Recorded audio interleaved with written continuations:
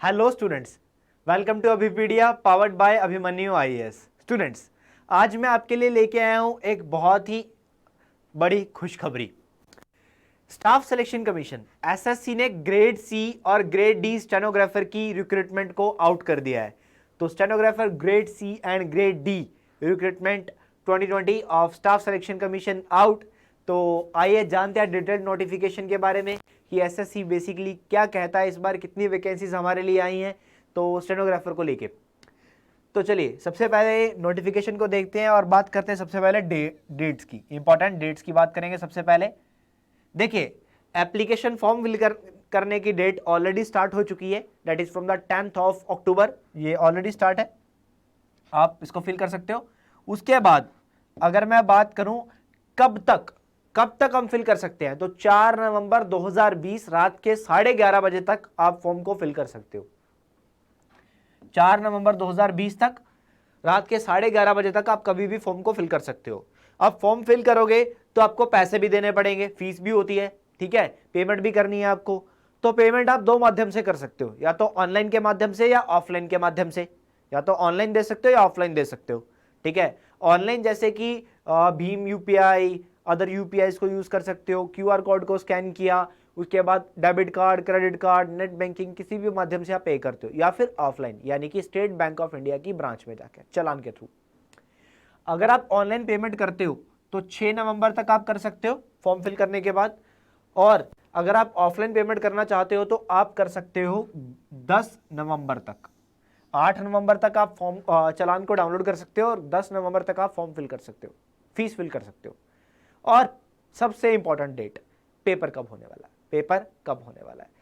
तो एसएससी कहता है ये एग्जाम हम कंडक्ट करेंगे 29 मार्च 2021 से लेके 31 मार्च 2021 तक हम इस एग्जाम को कंडक्ट करेंगे, ये एसएससी का कहना है। अब बात करते हैं नंबर ऑफ वैकेंसीज की। तो नंबर ऑफ वैकेंसीज की बात कुछ ऐसी है कि नंबर ऑफ वैकेंसीज अभी एसएससी ने अनाउंस नहीं करी। एसएससी कहता है कि हम later on number of vacancies को अनाउंस कर देंगे, अभी हम नंबर ऑफ वैकेंसीज अनाउंस नहीं कर रहे हैं, ठीक है। वैकेंसीज की अगर मैं बात करूं तो एसएससी कहता है वैकेंसीज अभी हम अनाउंस नहीं कर रहे हैं।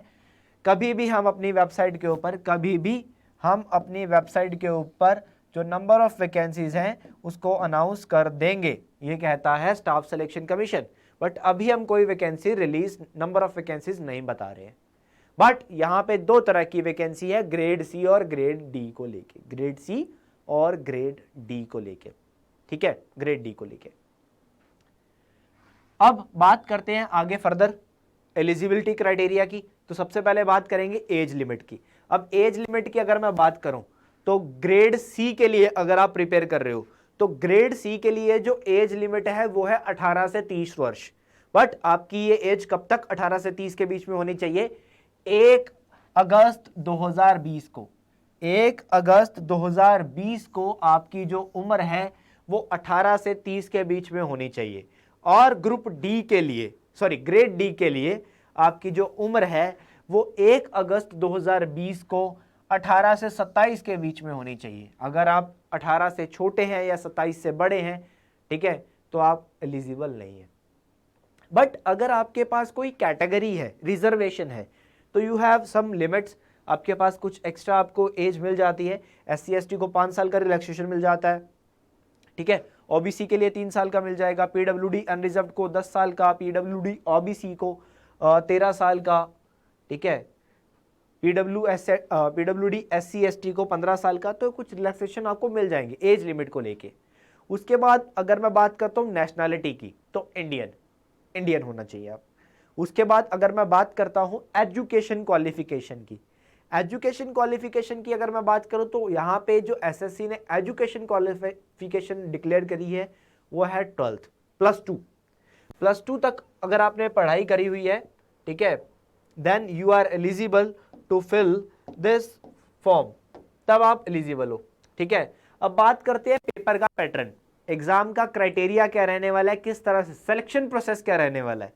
सिलेक्शन प्रोसेस की अगर मैं बात करूं तो सबसे पहले आपका एक कंप्यूटर बेस्ड टेस्ट लिया जाएगा, एक कंप्यूटर बेस्ड ऑर्गेनाइजेशन, जिसका जो टाइम है वो 2 घंटे का होगा और आपके सामने आएंगे 200 question, 200 questions, 200 marks and 2 hours. जिसमें सिलेबस क्या रहेगा, पैटर्न क्या रहेगा। तो बच्चों पैटर्न रहेगा एग्जाम का 50 नंबर की तो आएगी जनरल इंटेलिजेंस एंड रीजनिंग, जिसमें वर्बल रीजनिंग और नॉन वर्बल रीजनिंग दोनों पूछे जाएंगे। 50 क्वेश्चन 50 नंबर। उसके बाद जनरल अवेयरनेस सब कुछ होगा, हिस्ट्री पॉलिटी ज्योग्राफी से लेके करंट अफेयर्स तक 50 question 50 number. And the very important 100 question of English language and comprehension. तो 100 नंबर के 100 क्वेश्चन यहाँ पे पूछे जाएंगे इंग्लिश लैंग्वेज और कॉम्प्रीहेंशन को लेके। तो टोटल 200 क्वेश्चन, 200 मार्क्स एंड 2 घंटे। और सारे के सारे क्वेश्चन ऑब्जेक्टिव टाइप रहने वाले हैं, ठीक है। और यहाँ पे एसएससी क्या कहता है, नेगेटिव मार्किंग भी होने वाली है, नेगेटिव मार्किंग भी रहने वाली है। तो नेगेटिव मार्किंग कितना रहेगा, 0.25 का, 0.25 का नेगेटिव मार्किंग यहाँ पे रहने वाला है, ठीक है। जिस चीज को ध्यान रखना, 0.25 का नेगेटिव मार्किंग रहने वाला है। शिफ्ट्स डिफरेंट होगी क्योंकि 3 दिन यहाँ पे पेपर अनाउंस किए गए हैं, 29, 30, 31 मार्च के। तो यहाँ पे नॉर्मलाइजेशन भी होगी शिफ्ट टू शिफ्ट, क्योंकि लेवल डिफर हो जाता है, तो नॉर्मलाइजेशन पेपर में कर दी जाएगी। उसके बाद अगर आप इस पेपर को क्रैक कर लेते हो, थोड़ा सिलेबस भी बता देता हूं मैं इसका, ठीक है। इसका थोड़ा सिलेबस भी डिस्कस कर देते हैं, आपको दिखा देता हूं मैं, ठीक है।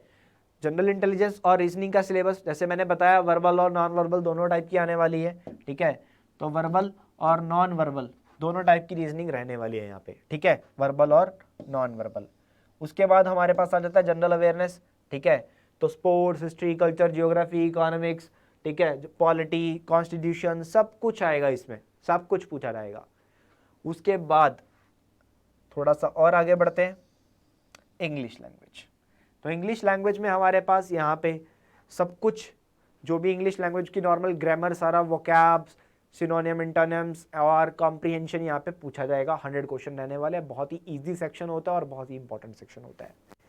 उसके बाद अगर आप इस पेपर 1 को क्रैक कर लेते हो कंप्यूटर बेस्ड एग्जाम को, तब आपका होगा एक skill test, that is in the stenography. आपका एक स्टेनोग्राफी का टेस्ट कंडक्ट किया जाएगा। अब स्टेनोग्राफी के इस टेस्ट में आपको हिंदी और इंग्लिश दोनों भाषाओं में, हिंदी और इंग्लिश दोनों भाषाओं में आपको एक टेस्ट क्लियर करना पड़ेगा स्टेनोग्राफर को लेके। ग्रुप सी के लिए भी और ग्रुप डी के लिए, सॉरी ग्रेड सी के लिए भी और ग्रेड डी के लिए भी आपको हिंदी और इंग्लिश दोनों भाषाओं में इसको क्रैक करना पड़ेगा, तब जाके आप एलिजिबल होते हो फर्दर प्रोसेस के लिए, ग्रेड सी और ग्रेड डी दोनों, ठीक है। उसके बाद फर्दर बात करें मोड ऑफ सिलेक्शन की, तो मोड ऑफ सिलेक्शन में कंप्यूटर बेस्ड एग्जाम में कम से कम आपको 30% नंबर लेना है। अगर आप जनरल कैटेगरी से बिलोंग करते हो, कम से कम 30% नंबर आपके आने चाहिए, 30% मिनिमम, ठीक है। मतलब 200 में से 60 नंबर आपको लेने पड़ेंगे, ये आपके लिए मैंडेटरी है। उसके बाद ओबीसी के लिए 25% है और बाकी SC ST के लिए 20% आपको लेने पड़ेंगे, ठीक है, आपको ये लेना ही पड़ेगा। अब फॉर्म फिल करने का क्राइटेरिया कैसा है, तो एग्जाम को फिल करने के लिए आपको एक वेबसाइट पे जाना है, दैट इज ssc.nic.in,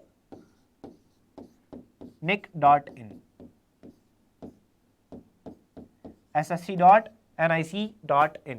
इस वेबसाइट पे जाके आपको एक राइट हैंड साइड पे कॉलम दिखेगा रजिस्ट्रेशन का, वहां पे जाके आपको रजिस्ट्रेशन करना है, अपना डिटेल्स फिल करना है, अपना सारे डॉक्यूमेंटेशन अपलोड करने हैं। और आपको बेसिकली अपनी डिटेल फिल करते हुए ध्यान में रखना है कि आप वही डिटेल फिल कर रहे हो जो आपने अपनी 10th में या 12th में फिल की हुई है स्कूल में। अगर मिसमैच हुआ तो आपका एप्लीकेशन रिजेक्ट हो जाएगा। आपको यहाँ पे एक फोटोग्राफ और सिग्नेचर भी अपलोड करना होता है, और फोटोग्राफ को लेके एसएससी ने कुछ अलग गाइडलाइंस दी हैं कि जो फोटोग्राफ आप अपलोड करोगे यहाँ पे, उस फोटोग्राफ के ऊपर आपका डेट भी मेंशन होना चाहिए कि आपकी ये किस दिन की फोटोग्राफ है, ठीक है। डेट मेंशन होना जरूरी है। अगर आप डेट मेंशन नहीं करोगे तो आपका फॉर्म रिजेक्ट हो जाएगा। और वो जो डेट है वो नोटिफिकेशन की, ये जो नोटिफिकेशन है ये लगभग 9 अक्टूबर को आया है, तो वो जो डेट आप मेंशन करोगे वो 9 अक्टूबर के अकॉर्डिंगली 9 अक्टूबर 2020 से 3 महीने से ज़्यादा पुरानी नहीं होनी चाहिए। नोटिफिकेशन की डेट से 3 महीने से ज़्यादा पुरानी नहीं होनी चाहिए आपकी ये डेट। तो ये एसएससी का बेसिकली एक नोटिफिकेशन एसएससी ने रिलीज कर दिया है कि जो आप यहाँ पे इमेज फिल करोगे, ठीक है, वो 3 महीने से ज़्यादा पुराना नहीं होना चाहिए, और उसके ऊपर डेट भी पब्लिश होनी चाहिए, डेट भी उसके ऊपर साफ क्लियरली प्रिंट होनी चाहिए। अगर किसी पे डेट प्रिंट नहीं होगी तो उस एप्लीकेशन को रिजेक्ट कर दिया जाएगा, ये कहता है स्टाफ सिलेक्शन कमीशन।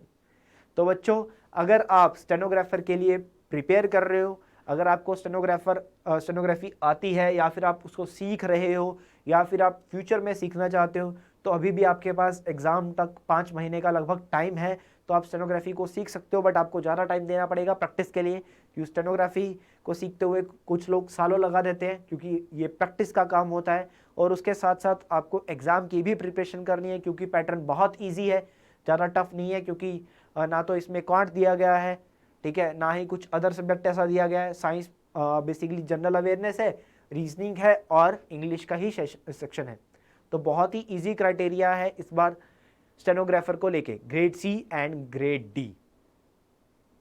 तो एक अच्छा मौका आपके लिए, ऐसे मौके बार बार नहीं मिलते, देश में माहौल भी कुछ ऐसा है, उसके चलते हुए भी अगर एसएससी कुछ दे रहा है तो उसको एक्सेप्ट कीजिए और प्रिपरेशन में लग जाइए। तो all the best for your preparation for the exam in the advance. Thank you so much.